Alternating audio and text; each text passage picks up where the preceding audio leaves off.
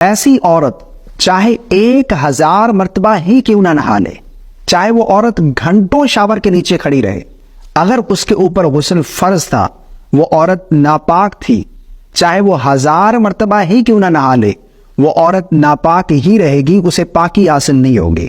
اب چاہے وہ 1000 غوطے سمندر میں ہی کیوں نہ لگا لے، اسے طہارت حاصل نہیں ہوگی۔ اور یہ جو غلطی ہے یہ آج کل خواتین میں بہت ہی عام ہو چکی ہے۔ بہت سی خواتین ایسی ہیں جو یہ غلطی کرتی ہیں، اس غلطی کی وجہ سے وہ ناپاک ہی رہتی ہیں۔ وہ تو یہ سمجھتی ہیں کہ ہم نے غسل کر لیا، ہم نے نہا لیا، اب ہمیں پاکی حاصل ہوگی، ہم نماز پڑھ سکتے ہیں، جو ہے وہ قرآن مجید کی تلاوت کر سکتے ہیں۔ حقیقت میں وہ ناپاک ہی ہوتی ہیں، انہیں طہارت حاصل نہیں ہوتی۔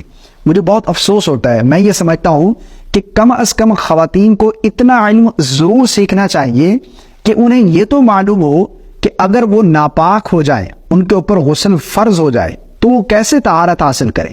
پاکی ناپاکی کے مسائل، جو بنیادی مسائل ہیں، یہ تو انہیں معلوم ہونے چاہیے نا۔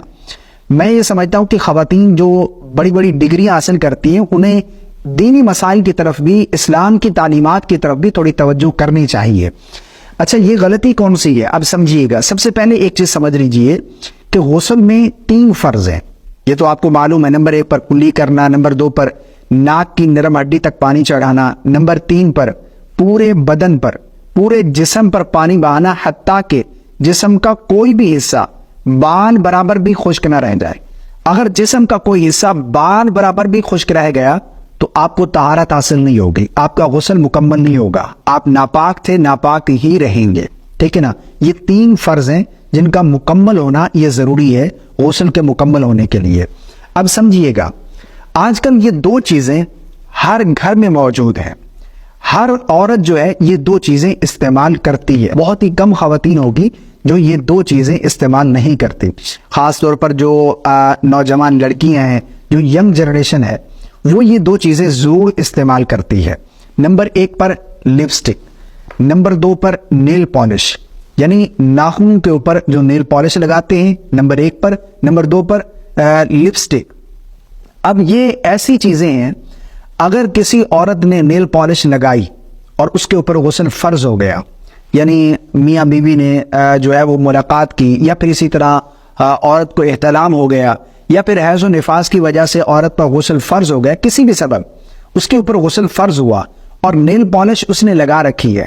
اب اگر نیل پالش لگائے ہوئے ہی اس نے نہا لیا، اب چاہے 1000 مرتبہ وہ نہاتی رہے، اسے طہارت حاصل نہیں ہوگی، اس کا غسل مکمل نہیں ہوگا۔ کیوں؟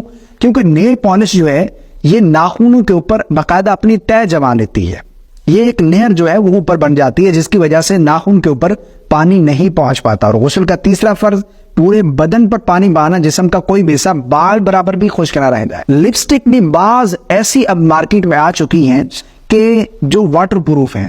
خواتین اس بارے میں مجھے کامنٹ کر کے ضرور بتائیں گی۔